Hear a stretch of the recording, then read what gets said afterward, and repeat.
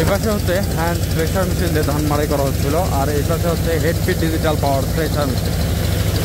আজকে আমরা হেডফিট ডিজিটাল পাওয়ার থ্রেশার মেশিনটি সরাসরি মাঠে নিয়ে আসছি। আর এই পাশে যে হ্যান্ড থ্রেশার মেশিনটা দেখতেছেন, এই থ্রেশার মেশিন দিয়ে ধান মাড়াই করা হচ্ছিল। পরবর্তীতে আমরা হেডফিট ডিজিটাল পাওয়ার থ্রেশার মেশিন সেখানে টেস্ট করতে নিয়ে আসি।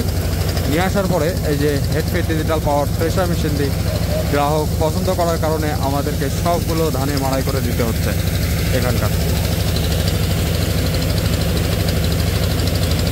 এটা মেশিন গ্রাহককে দেওয়ার আগে আমরা আগে টেস্ট করে দেখি, টেস্ট করে দেখে তারপর কালার হয়, কালার হয়ে দেন আমরা গ্রাহককে খবর দেই, খবর দিলে ওনারা আসে এটা নিয়ে যায়।